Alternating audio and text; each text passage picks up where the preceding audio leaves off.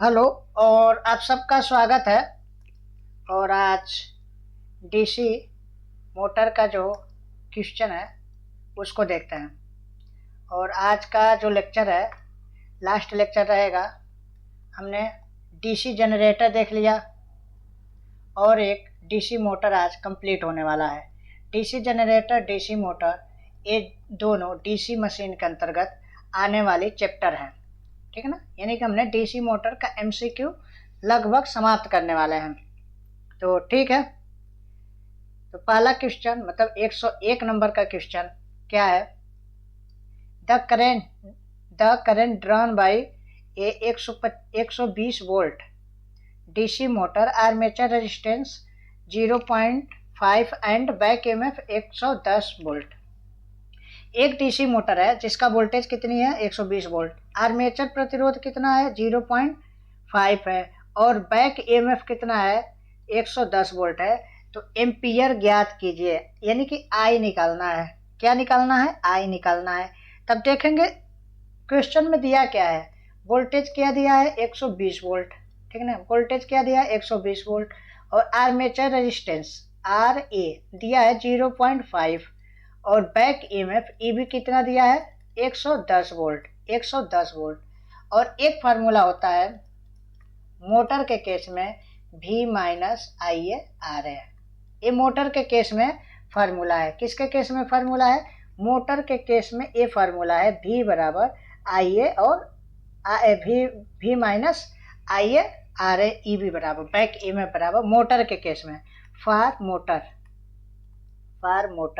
मान लो हम चाहते हैं जनरेटर, इसी फार्मूले को, तो जनरेटर के लिए इस फार्मूले को लिखेंगे तो प्लस हो जाती है।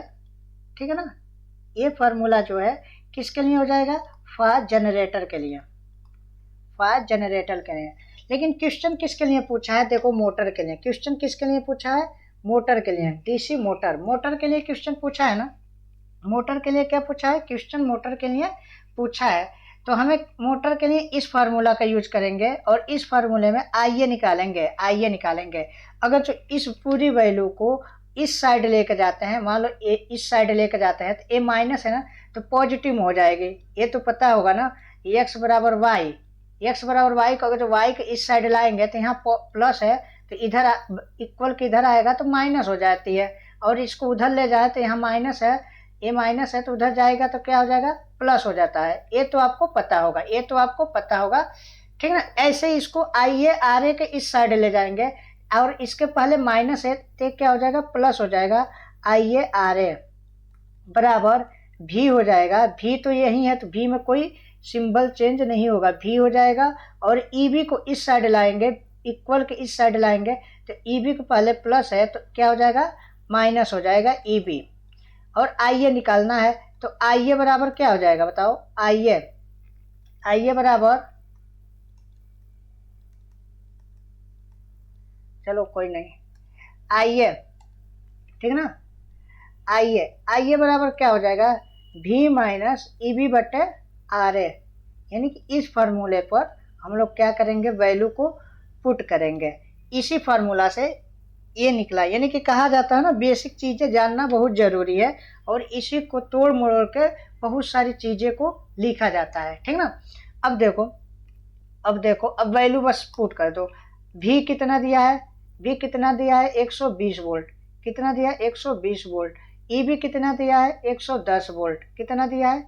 110 वोल्ट। 110 वोल्ट। और आर ए कितना दिया है? 0.5। तो इसका क्या हो जाएगा? 10 बटा 0.5।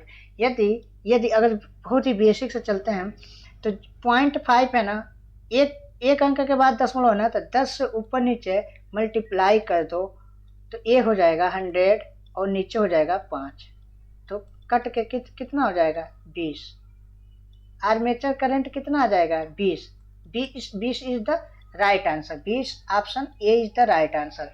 तो देखो एक चीज याद रखना है कि जब भी जैसे ईबी बराबर जो है ना भी minus I A R A, ये जो फार्मूला है ना मोटर के लिए है। ये फार्मूला मोटर के लिए यूज होता है, मोटर के लिए। और जनरेटर के लिए ईबी बराबर भी प्लस IaRa यूज होता है। V बराबर EB बराबर V प्लस IaRa होता है। ये जनरेटर के लिए होता है, ये जनरेटर के लिए होता है, ये जनरेटर के लिए और ये मोटर के लिए होता है। ठीक ना, आई होप आपको समझ आया होगा। ऐसे ही एग्जामिनर कुछ भी पूछ सकता है, हमसे पूछ सकता है आरए आर्मेचर रेजिस्टेंस की वैल्यू निकालो, तो इसी फार्मूले को लिख सकते हैं। हमसे ये भी पूछ सकता है बैक ए में बताओ, और कुछ भी पूछ सकता है, उसके ऊपर डिपेंड है। ठीक है, आगे देखते हैं, ए इज द राइट आंसर। ठीक है, देखते हैं, the speed of DC motor, the speed of DC motor, DC series motor decrease if the flux in the field winding का DC मोटर का फ्लक्स क्या लिखा है, देखो DC सीरीज मोटर का स्पीड क्या होगा यदि फील्ड के फ्लक्स को डिक्रीज मतलब घटाया जाए, फील्ड के फ्लक्स को घटाया जाए। तो देखो सीरीज मोटर में क्या होगा, देखो n जो होती है ना इनवर्सली प्रोपोर्शनल टू 1/5 होती है, यानी कि फ्लक्स को घटा रहा है ना, तो स्पीड हमारा क्या होगा बताओ, स्पीड हमारा क्या हो रहा है, बढ़ेगा। फ्लक्स को घटाएगा तो स्पीड क्या होगा, बढ़ेगा। तो स्पीड इंक्रीज, स्पीड क्या होगा, बढ़ेगा। ये सीरीज मोटर के लिए है, और फाई जो होती है, फाई वो डायरेक्टली प्रोपोर्शनल टू IA की होती है। तो यहाँ से ये भी लिख सकते हैं n indirectly proportional to I। ठीक ना, ये सीरीज मोटर के लिए है, ये किसके लिए है, सीरीज मोटर के लिए है। तो अगर जो इस सीरीज मोटर के लिए DC सीरीज मोटर अगर इस सीरीज मोटर के लिए एक ग्राफ डिजाइन करें n और I के बीच में, n वर्सेज IA के बीच में एक ग्राफ डिजाइन करें, तो कुछ ग्राफ ऐसे मिलेंगे, इसका सीरीज मोटर का ग्राफ ऐसे मिलेगा, यानी कि ये n हो जाएगा और ये IA। इस तरह का ग्राफ किसका मिलता है, सीरीज मोटर का n और वर्सेज IA के बीच में ग्राफ ऐसा मिलता है। कहने का मतलब है अगर जो करंट, देखो करंट हमने मिनिमम रखा है, मान लो यहाँ 0 है तो मिनिमम, मान लो यहाँ 1 है, यहाँ 0, यहाँ 2, यहाँ 3, ठीक ना, यहाँ 1, यहाँ 2, यहाँ स्पीड है, स्पीड की वैल्यू है। एग्जाम्पल के लिए समझाने के लिए, मान लो मैंने करंट 1 एम्पियर दिया सपोज करो, तो स्पीड का कितना बड़ा, स्पीड देखो, स्पीड अपना पीक पर है, मतलब कि स्पीड हाई है। करंट कम दिया तो स्पीड हाई है, यही सीरीज मोटर करता है। करंट उससे भी ज़्यादा दिया, स्पीड कम हुआ। करंट ज़्यादा दोगे तो स्पीड क्या होगा, कम होगा। क्यों, यहाँ से भी देखो, करंट अगर जो ज़्यादा दोगे तो स्पीड कम होगा, करंट कम दोगे तो स्पीड ज़्यादा होगा। ठीक ना, तो इस सीरीज मोटर के लिए n वर्सेज IA का क्या होता है, ग्राफ होता है। और सीरीज मोटर कहाँ यूज करते हैं, जहाँ हाई स्टार्टिंग टार्क की रिक्वायरमेंट होती है, जहाँ भी हाई स्टार्टिंग टार्क की रिक्वायरमेंट होती है, जहाँ भी हाई स्टार्टिंग टार्क की रिक्वायरमेंट होती है, जहाँ भी हाई स्टार्टिंग टार्क की क्या होती है, रिक्वायरमेंट होती है। और हाई स्टार्टिंग टार्क कहाँ होती है, ट्रेन, इन सब में क्या होता है, ट्रेन, इन सब में क्या होता है, हाई स्टार्टिंग टार्क की रिक्वायरमेंट होती है। सीरीज मोटर में रेजिस्टेंस क्या होता है, कम होता है। रेजिस्टेंस कम का मतलब एरिया ज़्यादा होता है। किस फार्मूले से, तो इस फार्मूले से। ठीक ना, are inversely proportional to 1/A, इस फार्मूले से। तो यही है क्या है, सीरीज मोटर। तो सीरीज मोटर के यदि फील्ड फ्लक्स को कम किया जाए, सीरीज मोटर के फील्ड फ्लक्स को कम किया जाए, तो स्पीड क्या हो जाएगा, बढ़ जाएगा। स्पीड हमारा क्या हो जाएगा, इंक्रीज हो जाएगा। स्पीड हमारा क्या हो जाएगा, इंक्रीज हो जाएगा। ठीक है, आगे देखते हैं।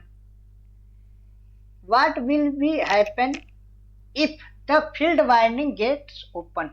यदि फील्ड वाइंडिंग को ओपन किया जाए, देखो जो फार्मूला है ना, ये फील्ड वाइंडिंग यदि ओपन कर दोगे तो जाने वाला करंट जीरो, तो फ्लक्स भी जीरो।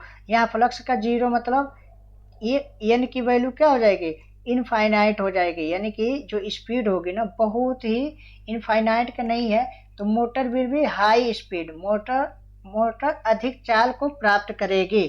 ठीक है, मोटर अधिक चाल को क्या करेगा, प्राप्त करेगा।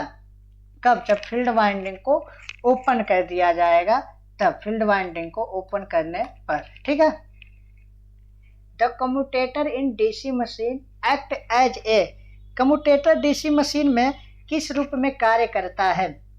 देखो, मैकेनिकल इन्वर्टर के रूप में, मैकेनिकल रेक्टिफायर के रूप में, या करंट कंट्रोलर के रूप में, ए या बी।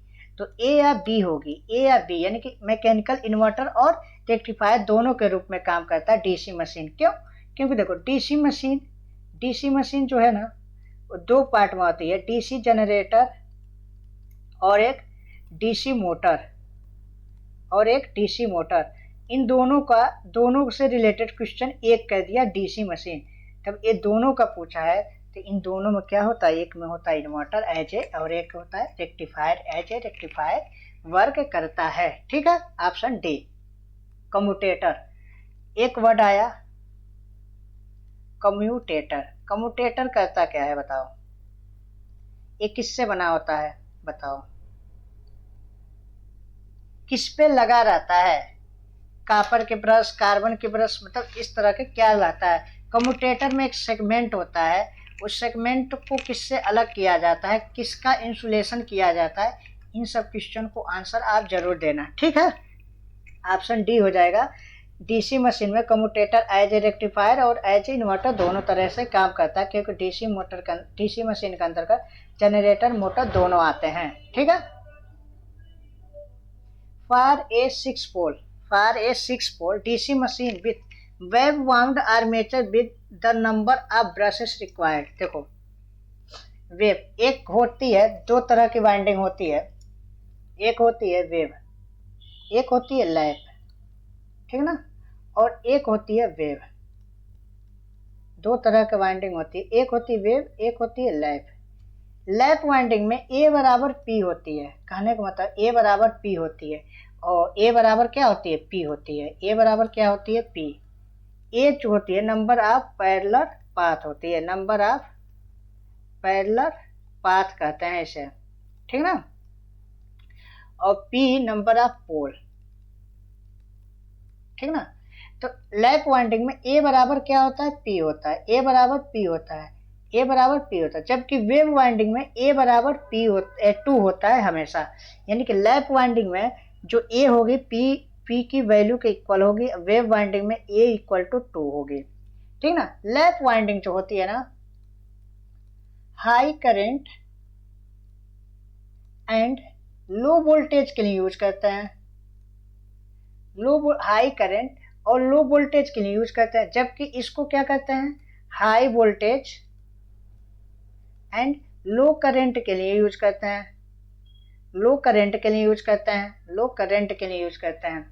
अगर जो ये देखो, एक जो फार्मूला होती है EB बैक क्यूएमएफ बराबर NPZ∅/60A, ये जो फार्मूला होती है, ये तो रट गया होगा, NPZ∅/60 है। लैप वाइंडिंग में ए बराबर पी होता है, तो ए के जगह पी रखने पर ए पी कट जाएगा। तो लैप वाइंडिंग के लिए जो फार्मूला बनता है ना, NZ∅/60 बनता है लैप वाइंडिंग के लिए। और वेव वाइंडिंग के लिए देखो क्या होगा, वेव वाइंडिंग के लिए क्या होगा, ए बराबर 2 होती है, ए तो लैप के लिए हो गई, वेव के लिए होती है ए बराबर 2, ए बराबर 2, तो ए का जगह 2 रखोगे ना, तो क्या हो जाएगा, वेव वाइंडिंग के लिए फार्मूला NPZ∅/120 हो जाएगा, 120 हो जाएगा। तो एक देखो, लैप वाइंडिंग में ना, लैप वाइंडिंग में बैक ईएमएफ नंबर ऑफ पोल पर नहीं डिपेंड करता है, यही फार्मूला से निकालो। इसमें पी तो आया नहीं, तो यानी कि इससे कह सकते हो लैप वाइंडिंग में बैक ईएमएफ नंबर ऑफ पोल पर डिपेंड नहीं करता है। जबकि वेव वाइंडिंग में बैक ईएमएफ नंबर ऑफ पोल पर क्या करता है, डिपेंड करता है, ठीक ना। यहाँ से भी क्वेश्चन आ सकता है, कुछ भी पूछ सकता है इसी में से, ठीक है। तो क्वेश्चन क्या पूछा है कि 6 पोल है, 6 पोल डीसी मशीन में वेव वाउंड में नंबर ऑफ ब्रशेस रिक्वायर हमेशा 2 होती है।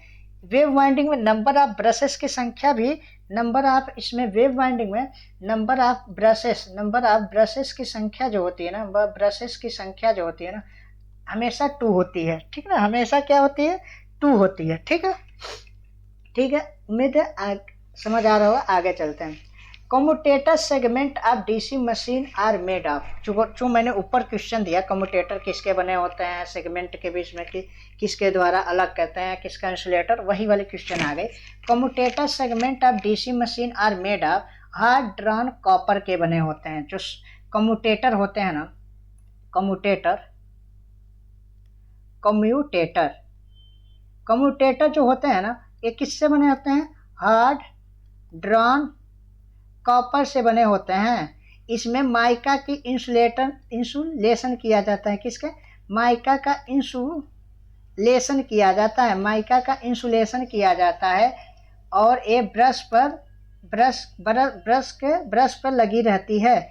तो कम्यूटेटर ब्रश में ब्रश क्या रहता है भाई, स्थिर रहता है, ठीक ना, ठीक ना। तो किसके बने होते हैं, हार्ड ड्रॉन कॉपर के। Option number B is the right answer. DC machine के ध्रुव are often laminate to reduce. देखो जहां भी लेमिनेशन आ जाए ना, कि चाहे मशीन में या ट्रांसफार्मर कुछ हो जाए, जहां भी लेमिनेटेड आ जाए ना, लेमिनेटेड किया जाता है किसको कम करने के लिए, वहां आंख बंद करना है और ईडी करंट लॉस सर्च करना है। ऑप्शन में एडी करंट लॉस सर्च करना है, किस में, ऑप्शन में। जहां भी लेमिनेशन का जिक्र आ जाए, किस लिए यूज करते हैं, किसको कम करने के लिए, वहां ऑप्शन में एडी करंट लॉस को क्या करना है, सर्च करना है। और एडी करंट लॉस लेमिनेशन के द्वारा क्या कहते हैं, कम किया जाता है, ठीक ना, कम किया जाता है। और एक होती है एडी करंट के बाद हिस्टैरिसीस लॉस। एक क्या होता है, हिस्टैरिसीस लॉस। अगर जो जहां भी सिलिकॉन स्टील आ गया, अगर जो जहां भी क्या आ गया, सिलिकॉन स्टील आ गया, सिलिकॉन स्टील आ गया, वहां हमें ऑप्शन में क्या सर्च करना है, हिस्टैरिसीस लॉस को कम करने के लिए यूज किया जाता है, ठीक है। तो उम्मीद है समझ आ रहा होगा, ठीक है। तो एडी करंट लॉस किसको कम करने के लिए यूज किया जाता है, लेमिनेशन, एडी करंट लॉस को कम करने के लिए लेमिनेट किया जाता है। और हिस्टैरिसीस लॉस को कम करने के लिए सिलिकॉन स्टील का यूज किया जाता है, ठीक है ना। अब lamination of core are generally made of. देखो लेमिनेशन के कोर किससे बने होते हैं, लेमिनेशन के कोर सिलिकॉन स्टील से बने होते हैं, सिलिकॉन स्टील से बने होते हैं, ठीक ना। सिलिकॉन स्टील से हमारा हिस्टैरिसीस लॉस भी क्या होता है, कम हो जाता है, ठीक है। आगे देखते हैं। लेमिनेशन के मतलब ना, बहुत पतली पतली पट्टी होती है, उनके द्वारा ही बनाया जाता है। पतली पतली बहुत ही क्या होती है, एक पट्टी होती है लेमिनेशन, जिसे लेमिनेशन कहते हैं, ठीक है। आगे देखते हैं। विच of the following could be laminate approximately the thickness of lamination of DC machine. देखो लेमिनेशन से रिलेटेड लगातार 3 क्वेश्चन आ गया, और इस क्वेश्चन में तीनों का हम रिवीजन एक बार कर देंगे जो आया है। जो लेमिनेशन होती है ना, उसकी कितनी मोटाई रखते हैं, 0.5 mm, 0.5 mm, 0. कितना 5 mm लेमिनेशन की मोटाई रखते हैं, ठीक ना। अब देखो मान लो eddy current loss, eddy current loss को कम करने के लिए थिन लेमिनेशन का यूज किया जाता है, किसका, थिन लेमिनेशन का यूज किया जाता है, किसका, थिन लेमिनेशन का यूज किया जाता है, जिसकी मोटाई कितनी, 0.3 mm से 0.5 mm के बीच में होती है, ठीक है। ये क्वेश्चन तय हुआ। हिस्टैरिसीस लॉस को कम करने के लिए सिलिकॉन स्टील का यूज किया जाता है, सिलिकॉन स्टील की यूज किया जाता है, सिलिकॉन स्टील की यूज किया जाता है। किसको कम करने के लिए, हिस्टैरिसीस लॉस को, और एडी करंट लॉस को लेमिनेशन का यूज किया जाता है, ठीक है। इसकी मोटाई कितनी हो जाए, 0.5 mm तक होती है। आगे देखते हैं। Copper brushes in DC machine are use. Question क्या है, कॉपर ब्रश डीसी मशीन में क्यों यूज किया जाता है, और डीसी मशीन में as a generator, as a motor use करते हैं, क्योंकि डीसी मशीन को जब हम तोड़ेंगे तो दो पार्ट में डिवाइड होती है, एक जनरेटर होती है डीसी जनरेटर और एक डीसी मोटर, ठीक ना। तो कॉपर ब्रश डीसी मशीन में क्यों यूज किया जाता है, तो जहाँ लो वोल्टेज और हाई करंट की ज़रूरत होती है वहाँ कॉपर ब्रश की यूज किया जाता है। किसका? कॉपर ब्रश का। अब एक और आता है, आप लोग के मन में होगा, कार्बन ब्रश का फिर यूज कहाँ करते हैं? कार्बन ब्रश का फिर यूज हम लोग कहाँ करते हैं? एक क्वेश्चन और आ रहा होगा आपका मन में। कॉपर ब्रश का लो वोल्टेज और हाई करंट के लिए यूज करते हैं, लेकिन कार्बन ब्रश का जो होती है high voltage and low current के लिए यूज करते हैं। किसके लिए? लो करंट के लिए यूज करते हैं। तो कार्बन ब्रश किसके लिए यूज करते हैं? हाई वोल्टेज लो करंट के लिए, जबकि कॉपर ब्रश किसके लिए यूज करते हैं?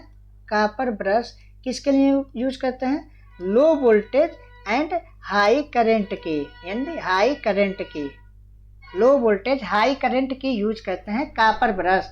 और चलो यहीं से एक चीज और रिलेटेड करते हैं, लो वोल्टेज और हाई करंट में कौन सी वाइंडिंग यूज करते हैं? Lap winding. और हाई वोल्टेज लो करंट में कौन सा यूज करते हैं? वेव वाइंडिंग में क्या होता है? ए बराबर 2 होता है ऑलवेज, और लैप वाइंडिंग में ए बराबर क्या होता है? पी होता है। ए बराबर पी होता है हमेशा। तो इससे ऐसे ही रिलेटेड कर सकते हैं। मान लो इससे ट्रांसफार्मर से भी रिलेटेड कर सकते हो। हाई वोल्टेज अगर जो प्राप्त हो रहा है लो करंट तो स्टेप अप ट्रांसफार्मर है, अगर जो लो वोल्टेज हाई करंट प्राप्त हो रहा है तो स्टेप डाउन ट्रांसफार्मर है। तो ऐसे यूज कर सकते एक दूसरे से रिलेटेड, ठीक है। लेकिन यहाँ क्या है, कॉपर ब्रश के लिए कौन सा मशीन में क्यों यूज किया जाता है? लो वोल्टेज और हाई करंट के लिए, जबकि कार्बन ब्रश हाई वोल्टेज लो करंट के लिए यूज किया जाता है, ठीक है। आगे देखते हैं, iron loss in DC machine, बताओ। Iron loss in DC machine are independent of variation of load से आयरन लॉस, देखो आयरन लॉस जो होती है ना लोड पे डिपेंड ही नहीं करता है। आयरन लॉस लोड पे डिपेंड ही नहीं करता है। तो आयरन लॉस स्पीड पर डिपेंड करेगा, वोल्टेज पर, स्पीड और वोल्टेज पर, लेकिन आयरन लॉस लोड पे नहीं डिपेंड करता है। जबकि कॉपर लॉस लोड पे डिपेंड करता है, कॉपर लॉस लोड पे डिपेंड करता है। आयरन लॉस लोड पे डिपेंड नहीं करता है, यानी कि आयरन लॉस क्या रहेगा? No load. Iron loss load पर डिपेंड नहीं करता, तो यानी कि आयरन लॉस क्या रहता है? स्थिर रहता है। आयरन लॉस स्थिर रहता है, चाहे लोड जुड़े या लोड न जुड़ा हो, आयरन लॉस से कोई मतलब नहीं है। आयरन लॉस अपना स्थिर रहता है, जबकि कॉपर लॉस बदलने वाला लॉस होता है, बदलने वाला लॉस होती है और ये लोड पे डिपेंड करता है, ठीक है। और आयरन लॉस, कॉपर लॉस को ही वेरिएबल लॉस भी कहते हैं, और आयरन लॉस स्थिर रहता है हमेशा, तो इसीलिए इसे कांस्टेंट लॉस कहते हैं। कांस्टेंट लॉस भी एक नाम देते हैं। तो आयरन लॉस किसी भी केस में हमेशा स्थिर रहेगा और ये लोड पे डिपेंड नहीं करता है, जबकि कॉपर लॉस लोड पे डिपेंड करता है। इसीलिए लोड घटने या बढ़ने से कॉपर लॉस घटता या बढ़ने लगता है, वे इसीलिए घटने बढ़ने से इसे क्या कहते हैं? वेरिएबल लॉस नाम दे देते हैं, ठीक है ना। आगे देखते हैं, विच of the following application require high starting torque. ये आपको अब पता चल गया होगा अब तक। हाई स्टार्टिंग टार्क के लिए डीसी सीरीज मोटर यूज करते हैं, ठीक है ना। हाई स्टार्टिंग टार्क के लिए डीसी सीरीज मोटर का यूज करते हैं। और जैसे ट्रेन हुआ, क्रेन हुआ, इन सब में हाई स्टार्टिंग टार्क की ज़रूरत होती है। मैंने ट्रेन का एग्जांपल लेकर बहुत ही बेहतरीन तरीके पीछे समझाया हुआ है किसी क्लास में, उसमें देखना आखिर ट्रेन में सीरीज मोटर का यूज ही क्यों करते हैं। बहुत बेसिक एग्जांपल दिया हूँ। तो लोकोमोटिव इंजन में क्या करते हैं? यूज करते हैं हाई स्टार्टिंग टार्क, ठीक ना, हाई स्टार्टिंग टार्क को, ठीक है। Which of the following which of the following, क्या क्वेश्चन है, विच ऑफ द फॉलोइंग। देखो अब ये बताओ, DC series motor, lathe machine, centrifugal pump और एयर ब्लोअर में कौन सी मोटर यूज करते हैं तीनों में? डीसी शंट मोटर यूज करते हैं क्या? डीसी शंट मोटर यूज करते हैं क्या? ये बताओ आप लोग, डीसी शंट मोटर यूज करते हैं? अगर आपका आंसर है यस, तो अब डीसी शंट मोटर यस, अगर आपका आंसर है यस, तो डीसी शंट मोटर का रेजिस्टेंस बताओ कैसा होता है, वाइंडिंग बताओ कैसा होता है, और किस किस काम के लिए यूज कर सकते हैं, किस किस काम के लिए यूज कर सकते हैं, ठीक है ना, किस किस काम के लिए यूज कर सकते हैं, ठीक है। ठीक है, आगे चलते हैं। कहाँ तक हो गया, ये हो गया क्या? हाँ ये हो गया, ठीक ना। तो ये बताना, लेथ मशीन, सेंट्रीफ्यूगल पंप और एयर ब्लोअर किस डीसी शंट मोटर यूज करते हैं क्या? अगर हाँ, तो डीसी शंट मोटर क्या क्या काम किस लिए यूज किया जाता है उसका बताओ डिफिनेशन, ठीक है। Which of the following method of speed control of DC machine will be minimum efficiency, मतलब कौन सी मेथड है स्पीड कंट्रोल की जो डीसी मशीन में मिनिमम इफिशियंसी प्रोवाइड कराता है, मिनिमम इफिशियंसी प्रोवाइड कराता है? तो armature control method, armature control method जो है डीसी मशीन में क्या होता है, मिनिमम इफिशियंसी प्रोवाइड कराता है, मिनिमम इफिशियंसी प्रोवाइड कराता है। कौन? Armature control method minimum efficiency provide कराता है। तो मैक्सिमम वार्ड लियोनार्ड मेथड, इसमें क्या मिलता है फिर? ये मैक्सिमम इफिशियंसी मिलता है, मैक्सिमम इफिशियंसी मिलता है। तो एक तरफ से क्या कह सकते हैं कि आर्मेचर कंट्रोल मेथड में मिनिमम इफिशियंसी प्राप्त होती है, जबकि वार्ड लियोनार्ड मेथड में मैक्सिमम इफिशियंसी प्राप्त होती है। इसकी जो स्पीड रेंज ऑफ विथ, बहुत ज़्यादा स्पीड इसको बढ़ा और घटा सकते हैं, ठीक ना, वार्ड लियोनार्ड मेथड में, ठीक ना। स्पीड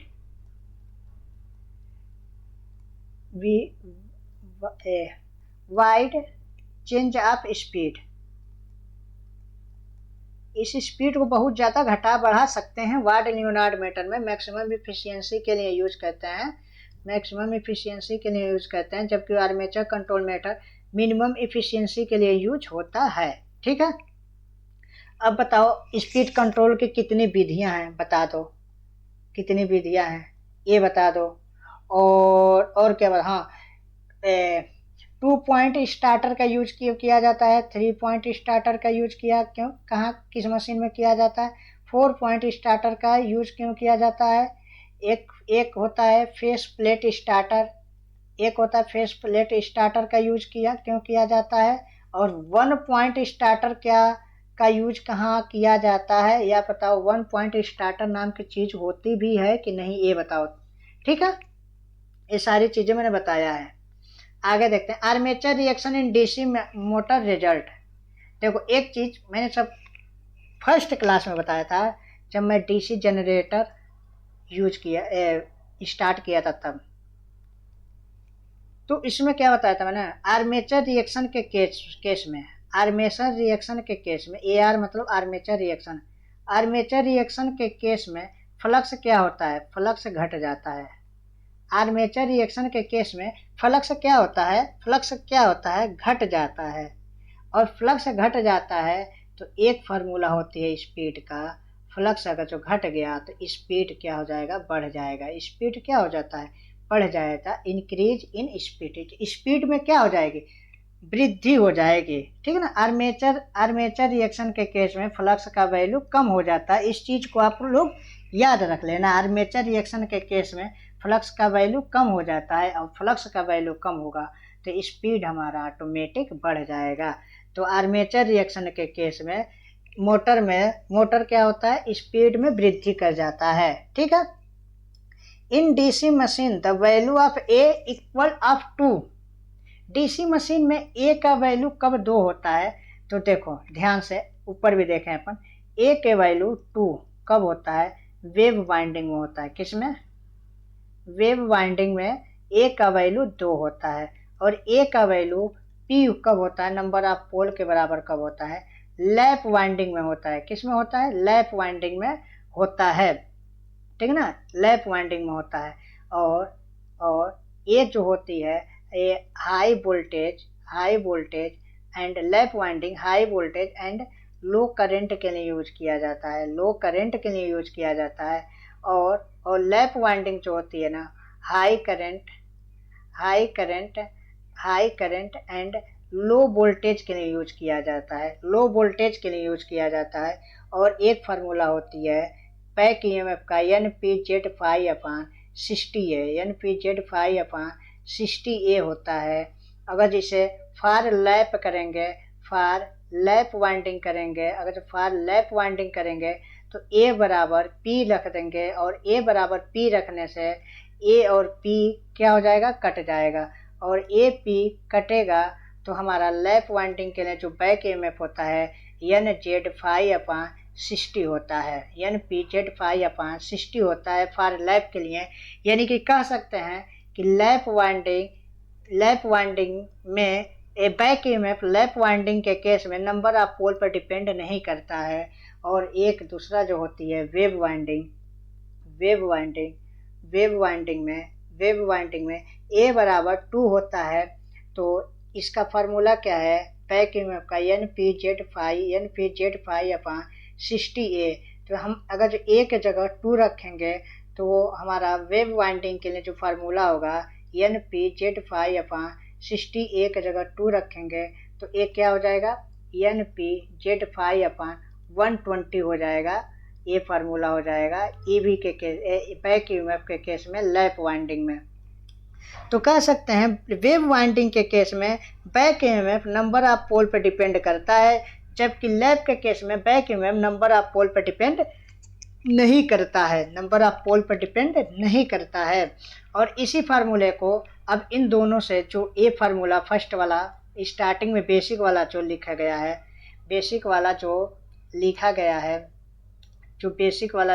है, अब इस फार्मूले को ही देख लेते हैं। देखो क्या है, ठीक है, तो क्या है? EB बराबर होती है NPZ5/60A। तो यहाँ से हमको पता है PZ बट्टा में 60A हमारा नियतांक है, यानी कि ये कांस्टेंट होती है। तो EB बराबर N फाई के इक्वली होती है, यानी कि EB बराबर N फाई, यानी कि back EMF number of flux और स्पीड और फ्लक्स पर क्या करता है? डिपेंड करता है। स्पीड और फ्लक्स पर डिपेंड करता है। यदि स्पीड बढ़ा तो बैक ईएमएफ बढ़ जाएगा, स्पीड घटा तो बैक ईएमएफ घट जाएगा। फ्लक्स बढ़ने घटने से भी बैक ईएमएफ बढ़ेगा और घटेगा, ठीक है ना, बढ़ेगा और घटेगा, ठीक है। तो इतनी सारी चीजें हैं। तो A के वैल्यू 2, A बराबर 2 किस केस में होता है? तो वेव वाइंडिंग के केस में होता है। किस केस में होता है? वेव वाइंडिंग के केस में होता है, ठीक है। Separately excited and self excited are type of pitch machine बताओ। जो सेल्फ एक्साइटेड डीसी मशीन को दो तरह से हम लोग क्या कहते हैं बताओ। डीसी मशीन है ना, पता नहीं ये इरेज क्यों नहीं हो रहा, कोई ना। देखो डीसी मशीन जो है ना, डीसी मशीन को एक तो सेल्फ एक्साइटेड कहते हैं और एक सेपरेटली एक्साइटेड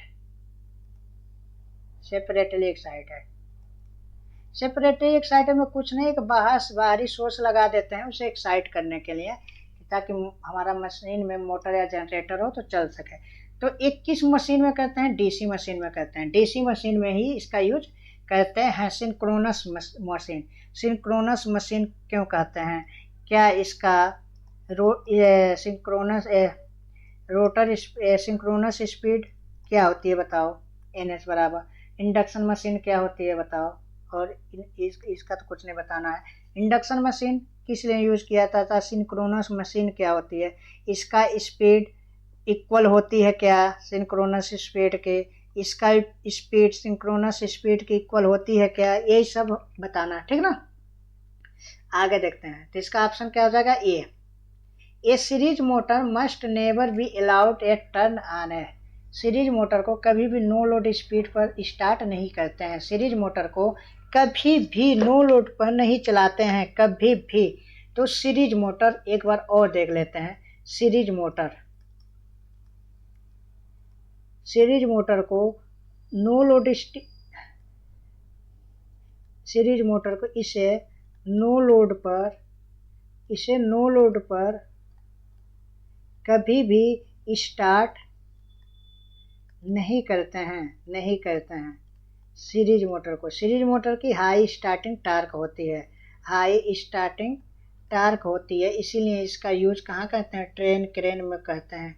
इसमें सीरीज मोटर में क्या होता है, सीरीज मोटर में रेजिस्टेंस की वैल्यू कम होती है तो एरिया की वैल्यू ज़्यादा होती है, रेजिस्टेंस की वैल्यू कम होती है तो एरिया की वैल्यू क्या होती है, ज़्यादा होती है, ठीक है। इसका फार्मूला होता है, यही फार्मूला होती है। इसीलिए यदि सीरीज मोटर को नो लोड पर चलाएंगे तो नो लोड के केस में, यानी कि लोड नहीं है तो करंट जीरो, तब करंट जीरो तो फाई का वैल्यू जीरो, अगर जो 1/5 की वैल्यू अगर जीरो रखें तो स्पीड हमारा क्या हो जाएगी, इनफाइनाइट हो जाएगी, मतलब मैक्सिमम टू मैक्सिमम हो जाएगी।